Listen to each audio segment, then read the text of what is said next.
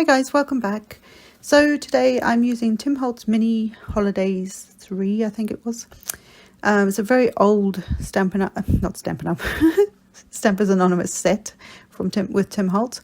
And I've also got the November 22 large die of the month. I'm using the main piece to cut out this sort of fretwork, as well as the outer die to create just a plain back panel. So you kind of get 2 for 1 in that sort of die setup. And then the card itself, which I believe was 8.5 by 3.5 ish. I've got some ocean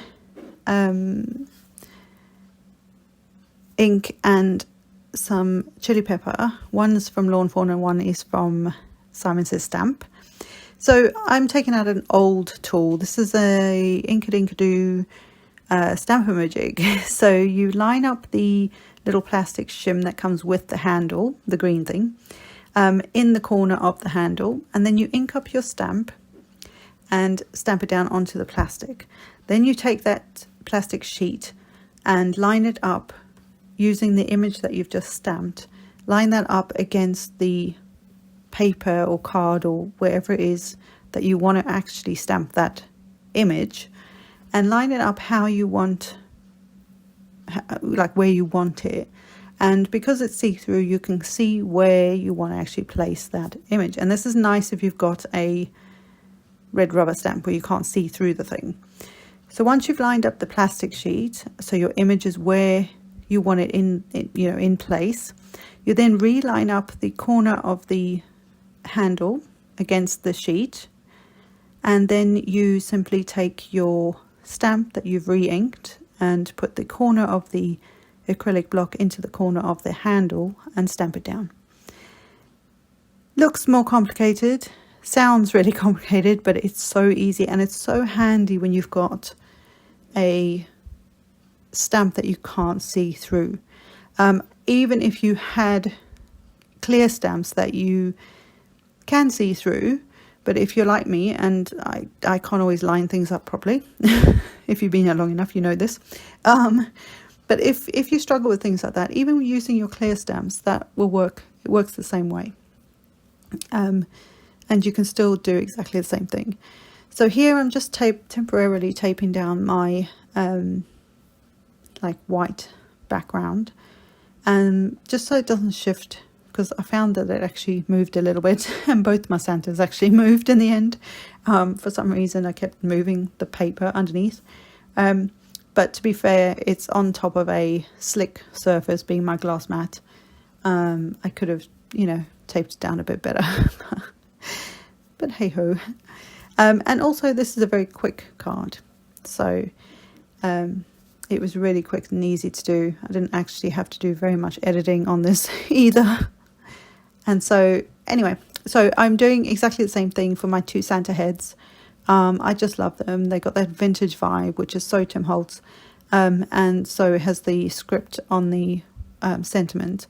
And I just thought it was a really simple, easy, quick to mass produce if you need to kind of card. I just love it. I love how it turned out. I just think it looks really cool, but it's very clean lined as well. So you could make this more vintage if that was your style, adding, shading and, inking the edges and all that kind of stuff. But I wanted to keep this simple, and also showing how quick and easy a card can be to make with some really cool dies. These are the dies, like I said at the beginning, they're the Spellbinders November 22 large die of the month, and I'm only using 2 pieces, like 2 dies from that set. There's a whole bunch of other stuff in that set, and I will still showcase that for you guys as soon as I can.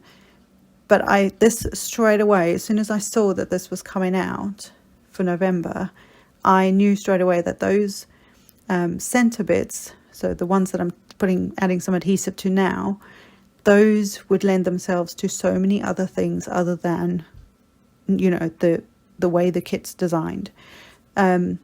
So you can create all these beautiful things within those little areas. I was going to call them circles, they're not really circles. Yeah, so I will definitely be back to show you a couple of other ideas that I have for those centerpieces, and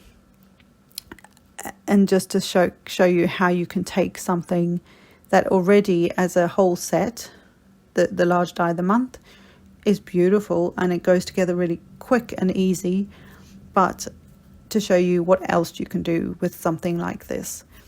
So I've now put the sort of, it's like an aqua blue sort of color, and I love this color with red at this time of year.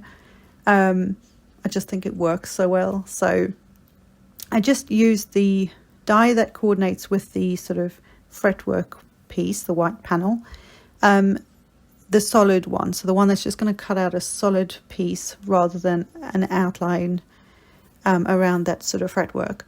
I just used that on its own in the blue, and then stuck the